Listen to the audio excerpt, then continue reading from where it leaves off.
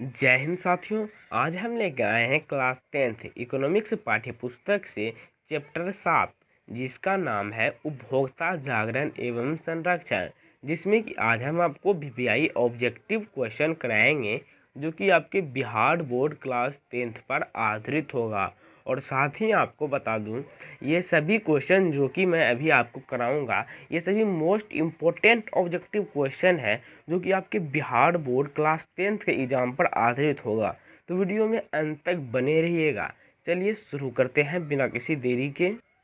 तो पहला प्रश्न है, उपभोक्ता अधिकार दिवस कब मनाया जाता है? तो 15 मार्च को। भारत में उपभोक्ता संरक्षण अधिनियम कब लागू हुआ? तो 1986 में भारत में उपभोक्ता संरक्षण अधिनियम लागू हुआ था। खाद्य पदार्थों की शुद्धता के जांच के लिए किस मान्यता प्राप्त चिन्ह का होना आवश्यक है? तो एक मार्ग का।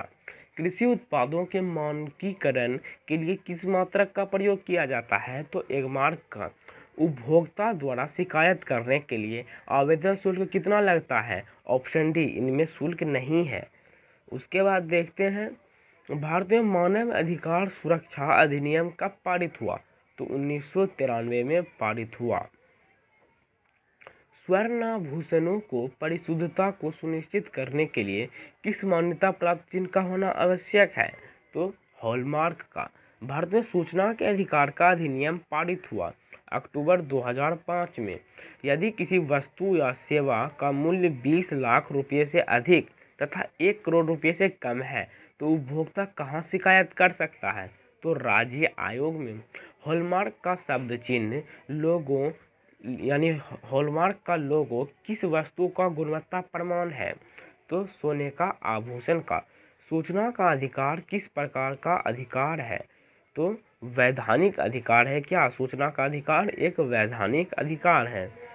राष्ट्रीय उपभोक्ता हेल्पलाइन नंबर क्या है?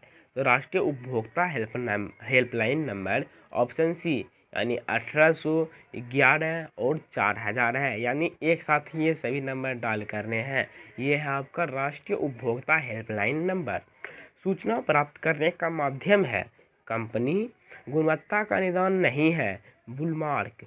उपभोक्ता जागरूकता आंदोलन कहाँ प्रारंभ हुआ? तो इंग्लैंड में उपभोक्ता जागरूकता आंदोलन प्रारंभ हुआ।